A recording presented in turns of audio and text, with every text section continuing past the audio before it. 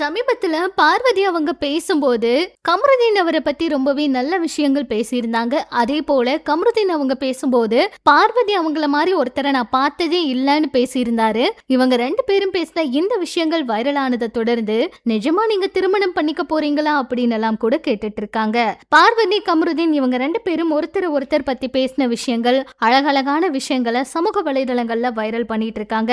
பார்வதி பேசும்போது என்ன சொல்லியிருக்காங்கன்னா, அதாவது கமருதீன் கூட சண்டை போட்டு பயங்கரமா கத்தி பிரச்சனையான சமயத்துக்கு அப்புறமா கமருதீன் கூட ஏன் பேசுனேன்னு எல்லாருமே கேட்டாங்க.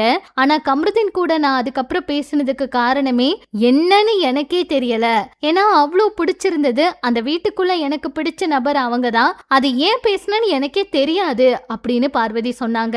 கமருதீன் அவரு பார்வதி அவங்கள சொல்லும் போது, பார்வதி அவங்களுக்காக தான் நான் எல்லாமே பண்ணேன். இந்த மாதிரி ஒரு ஃப்ரெண்ட்லாம் கண்டிப்பா யாருக்குமே கிடைக்காது. கண்டிப்பா நெக்ஸ்ட் லெவலுக்கு எடுத்துட்டு போறனாலும் சரி, லைஃப் ஃபுல்லா அவங்க கூட நான் இருப்பேன் அப்படிங்கிற மாதிரி கமருதீன் அவரே பேசியிருந்தாரு. பார்வதி கமருதீன் இவங்களுக்குள்ள இருக்க இந்த பாண்டிங் எல்லாருக்குமே ரொம்பவே பிடிச்சிருக்கு.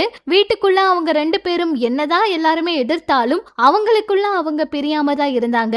ஒரு சில நேரத்துல அந்த சூழ்நிலையில அந்த சமயத்துல வேணா ஒருத்தருக்கு ஒருத்தர் விட்டு கொடுத்து பேசியிருப்போமே தவிர, கோவப்பட்டு நடந்திருப்போமே தவிர, அதுக்கப்புறம் மன்னிப்பு கேட்டு கமருதீன் அவரு என்கிட்ட பேசினாரு. கமருதீன் கிட்ட முக்கியமா நான் சொன்ன விஷயமே என்னன்னா, அந்த மாதிரி ஒரு சூழ்நிலையில கோவப்பட்டு அப்படி கத்துனது எங்கேயுமே இனிமேல் பண்ணக்கூடாது, வாழ்க்கையில எப்பவுமே பண்ணக்கூடாது அப்படிங்கறதுதான். கமருதீன் அதுக்கப்புறம் முட்டி போட்டு என்கிட்ட மன்னிப்பு கேட்டது இதெல்லாம் கூட 1 hour ஷோல வந்திருக்காது. ஆனா அந்த வீடியோக்கள் எல்லாம் பார்த்தா தெரியும் அப்படின்னு பேசியிருந்தாங்க.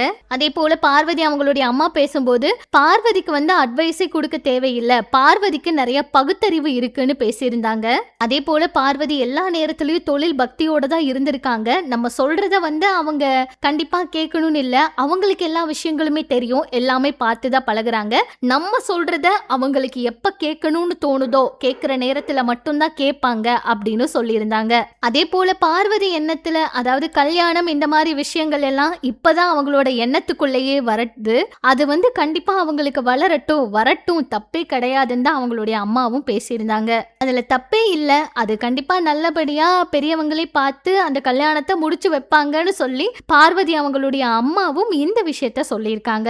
நான் கமருதீன் கூட பேசியிருக்கவே கூடாதுதான், எங்களுக்குள்ள அவ்வளோ சண்டை வந்துச்சு, அவ்வளோ வார்த்தைகள் பேசணும். நான் பேசினதுக்கு என்ன காரணம் எனக்கே நிஜமா தெரியல. வெளியவா இருந்தா நான் கண்டிப்பா பேசியிருக்கவே மாட்டேன். அந்த இடத்துல நான் ஏன் பேசினேன்னு எனக்கு தெரியல அப்படின்னு சொல்லும்போது எல்லாருமே லவ்னு கத்துறாங்க. கமருதீன் பார்வதி இவங்களோட இந்த ஒரு பாண்டிங் இப்படியே தொடருமா, என்ன நடக்க போகுதுன்னு பொறுத்திருந்து பார்த்தா தான் தெரியும். எது எப்படியோ ஃபேன்ஸ் மறுபடியும் அவங்கள ஏற்றுக்கிட்டு நல்லா சந்தோஷமா கொண்டாடிக்கிட்டு இருக்காங்க. அடுத்தடுத்து அவங்களுக்கு வாய்ப்புகள் வரவும் வாழ்த்துக்களை சொல்லிட்டு இருக்காங்க.